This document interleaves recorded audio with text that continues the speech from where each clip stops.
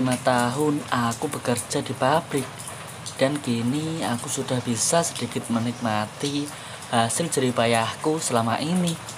Menjadi karyawan tetap yang sangat aku impikan.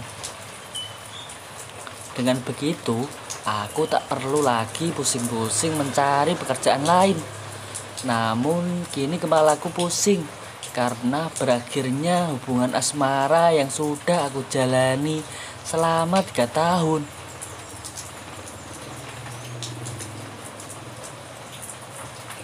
Namaku Rudi dan umurku baru 23 tahun dengan tinggi 170 cm serta badan yang cukup atletis yang memang suka pergi ke gym bila sedang ada waktu luang.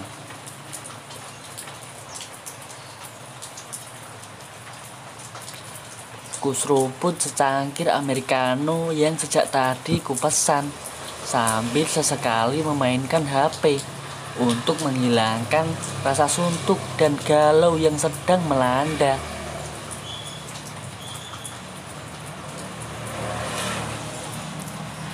Rudi, sapaan seorang wanita cantik mengenakan hijab yang tersenyum padaku. "Kamu Rudi kan? Muridku dulu," katanya yang membuatku mengerutkan kening.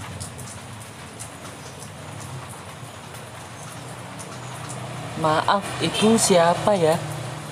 Masa kamu lupa sama saya? Saya Endang, guru bahasa Inggris kamu dulu," jawabnya. Dan seketika membuatku kembali teringat. "Oh iya, maaf bu, saya lupa," kataku mengajaknya salam dan tangannya yang begitu halus serta putih. "Masa lupa sih Ruth?" candanya. Lalu dia duduk di depanku. "Soalnya Bu Endang beda sih, sekarang lebih cantik," gumbalku. "Dah pinter ngerayu ya kamu." "Aku udah ada yang punya tahu," jawabnya dengan nada yang manja. Aku memang lupa kalau dia adalah Bu Endang, guruku waktu SMK yang sering membuatku pusing dengan mata pelajarannya. Tapi sekarang dia datang dan kembali membuatku pusing dengan penampilannya yang lebih aduhai.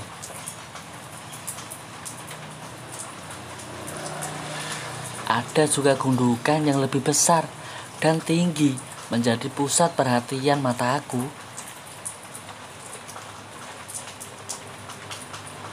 Umur Bu Endang masih cukup muda, kalau tak salah sekarang 30 tahun. Karena dulu pertama mengajarku, dia baru lulus kuliah dan langsung mengajar di sekolahku.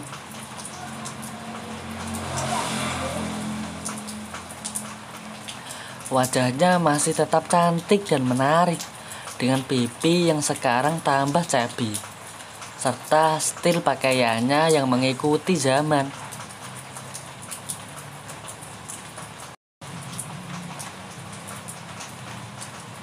"Kamu kerja di sini ya Ruth?" Pertanyaan Bu Endang yang menyadarkanku dari gambaran gundukan tinggi yang tertutup rapi itu. Namun masih nampak seberapa besarnya. "Iya Bu, sudah 5 tahun saya kerja di pabrik ini." "Wah, sudah jadi kertap dong," katanya. Hanya aku jawab dengan senyum karena sering fokus ke gundukan yang memang membuatku penasaran di dalamnya.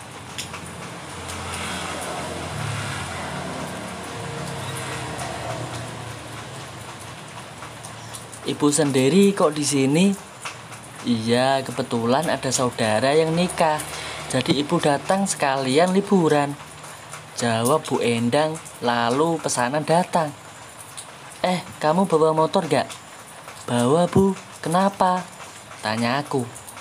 "Kalau gitu nanti antar ibu keliling kota ya, mumpung di sini." "Mau gak?" kata Bu Endang membuatku berpikir sejenak.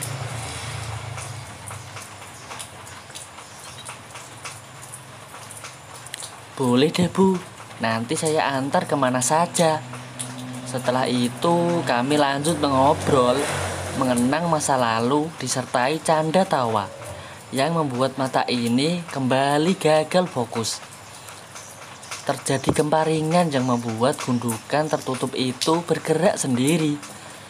Tak tentu arah, namun membuatku berpikir, bagaimana nantinya kalau keliling pakai motorku.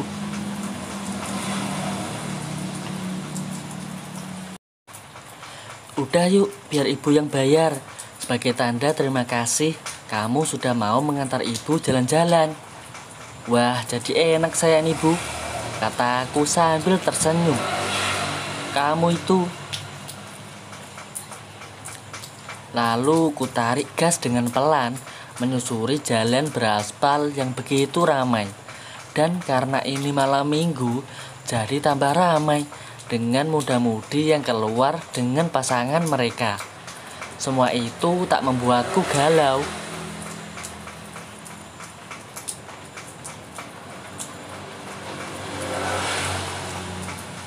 Malahan aku beruntung karena Bu Endang mau menemaniku malam ini keliling kota menggunakan motorku yang tentunya membuat dia agak membungkuk.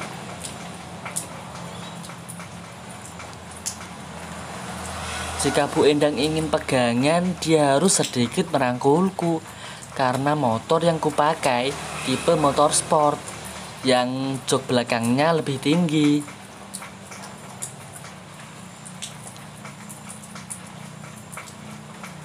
Tentu gundukan tinggi itu bisa kurasakan walau masih tertutup, tapi tetap saja teksturnya sedikit terasa di belakang yang memang harus sering mengerem karena padatnya jalan sore ini.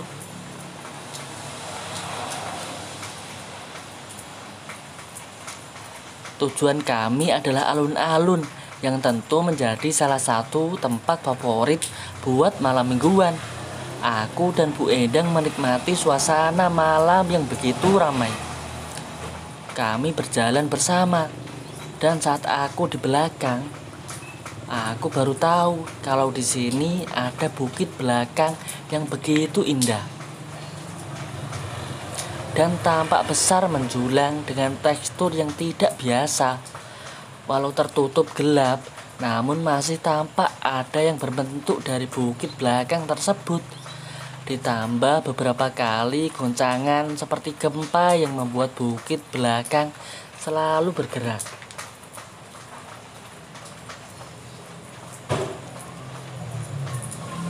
Namun Bu Endang tetap saja cuek dan seolah membiarkan karena saking asiknya menikmati suasana di alun-alun. Sesekali kami berhenti untuk sekedar jajan dan berfoto, mengabadikan momen yang tak mungkin bisa terulang di selain kesempatan.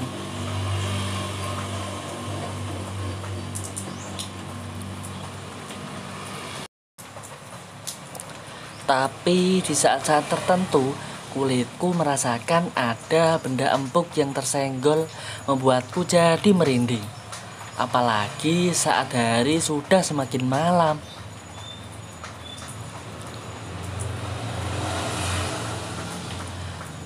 Ruth, ibu lapar, makan dulu yuk sebelum pulang, kata Bu Endang yang duduk di sampingku. Ayo Bu, saya tahu tempat makan yang enak tapi murah, dekat-dekat sini, dan hanya dijawab dengan anggukan olehnya. Kembali Bu Endang jalan lebih dulu, dan aku lebih memilih memandang keindahan bukit belakang tanpa diganggu oleh Bu Endang. Dan jika dia tahu, pasti aku akan malu. Sungguh beruntung orang yang bisa memanjat serta menikmati keindahan dari bukit belakang. Dan pasti orang itu juga bisa membuka gundukan tingginya juga, batinku.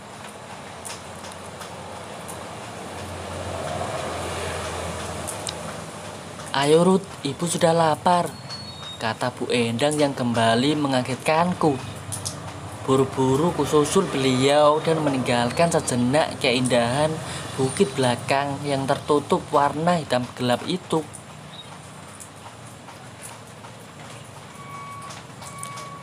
begitu jauh dari alun-alun menuju tempat makanan. Namun sensasi saat berkendara ini yang membuat adik kecil tiba-tiba bangun karena saking eratnya tempuannya. Karena begitu ramai, kami mendapat tempat paling pojok serta agak tertutup dengan papan triplek pembatas parkir dan meja makan serta lampu yang agak redup. Bu Endang langsung pesan beberapa makanan untuk kami. Sambil menunggu kami asik mengobrol sampai aku yang sudah tidak fokus mencoba untuk lebih berani memulai langkah awal.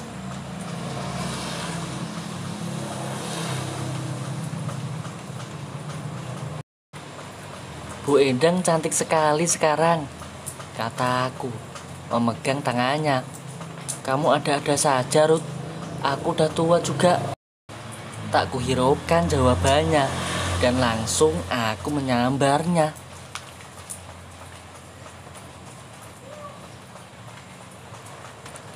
Yang ternyata dibalas Bu Endang dengan begitu semangat. Bahkan terkesan sangat tergesa-gesa. Sampai akhirnya kami sadar dengan suara peluit dari tukang parkir. Dan pesanan pun sudah datang.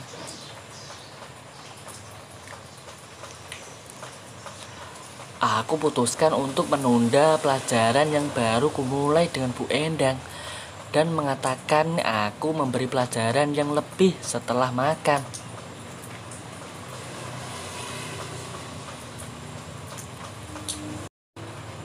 Tampak Bu Endang hanya diam dan memulai makan tanpa adanya obrolan hangat seperti tadi. Karena mungkin masih kaget dengan pelajaran awal yang aku beri tadi.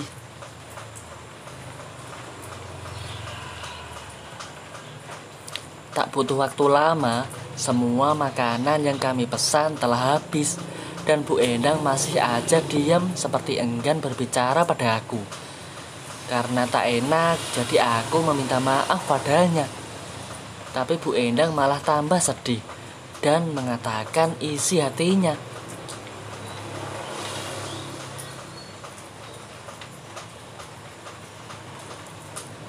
Yang selama ini Bu Endang pendam sendirian tanpa tahu harus berkeluh kesah dengan siapa. Dari seringnya ditinggal dinas keluar kota sampai jarang dapat kebutuhan yang sangat dia butuhkan. Walau dari segi penampilannya masih terlihat menarik, nyatanya tak berpengaruh. Aku yang mendengar semuanya jadi tak tega untuk memberikan pelajaran tambahan untuk Bu Endang dan langsung mengajaknya untuk pulang.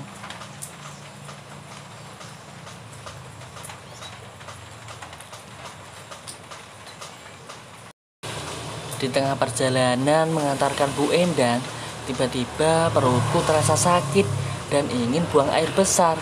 Jadi kami mampir dulu ke kosku yang lebih dekat sebelum mengantar Bu Endang.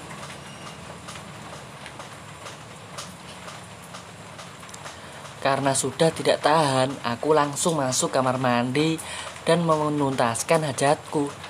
Sedangkan Bu Endang menunggu di depan TV. Bu Endang begitu fokus ke acara TV sampai lupa kalau aku sudah ada di sampingnya.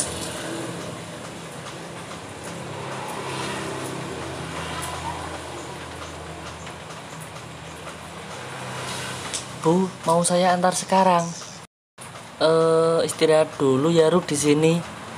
Tadi juga sudah kirim pesan sama saudara kok. Aku pun hanya mengangguk. Tapi perlahan bisikan-bisikan aneh masuk ke kepalaku dan membuatku jadi tak bisa berpikir logis.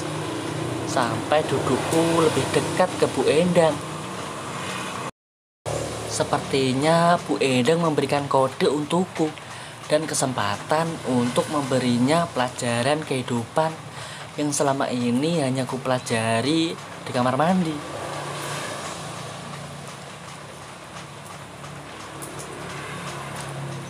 Bu, kataku pelan sambil melihat wajahnya. Dan Bu Endang pun membalas dengan melihat wajahku dari jarak yang begitu dekat.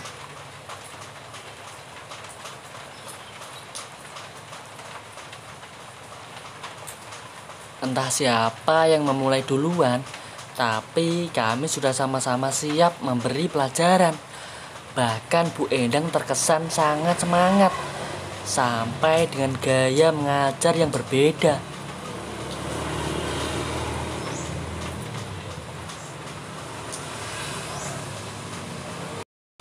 Lalu kubiarkan Bu Endang duluan untuk memberi pelajaran agar dia bisa lega setelah sekian lama tak mengajariku. Dan ternyata memang sudah lama Bu Endang tidak mendapatkan kebutuhannya itu.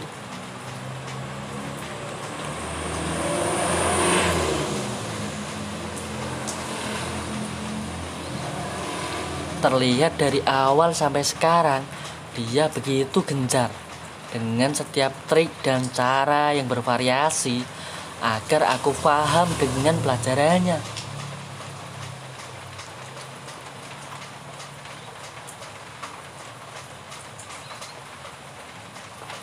Tapi tak beberapa lama Bu Endang mengakhiri pelajaran ini dan langsung saja aku gantikan untuk memberi pelajaran kehidupan untuk Bu Endang sambil reuni mengenang masa lalu.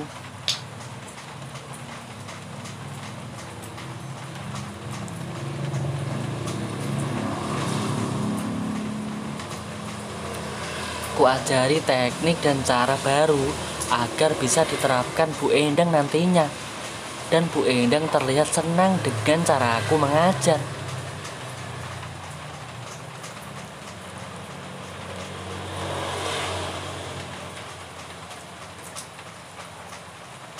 Walau beda, tapi tujuan kami tetap sama, yaitu membuat reuni ini semakin berkesan dan tidak akan pernah dilakukan selamanya.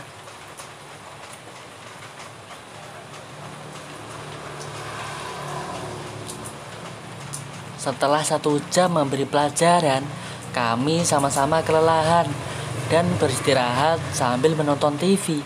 Sampai akhirnya aku mengantar Bu Endang ke rumah saudaranya. Dan esoknya, setelah acara di tempat saudaranya berakhir,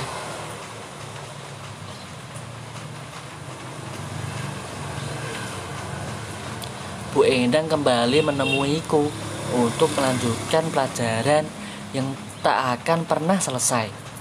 Bahkan Bu Endang juga mengambil cuti tambahan selama 3 hari hanya untuk mendapat pelajaran yang sama dariku.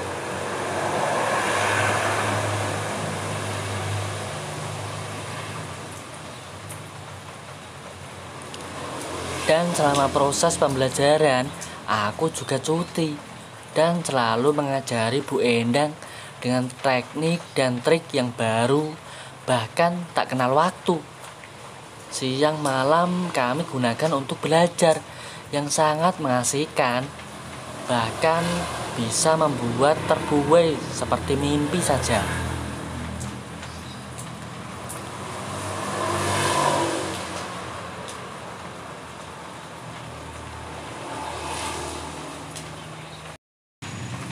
Cerita ini hanyalah sebuah hiburan sebagai pelajaran hidup buat kita bahwa setiap tindakan yang kita ambil selalu ada resikonya. Jika ada kesamaan nama, gelar maupun tempat, itu karena unsur ketidaksengajaan. Kami selaku admin mohon maaf. Terima kasih sudah menonton cerita ini sampai selesai. Nantikan cerita seru selanjutnya ya. Jangan lupa like dan subscribe ya guys. Terima kasih.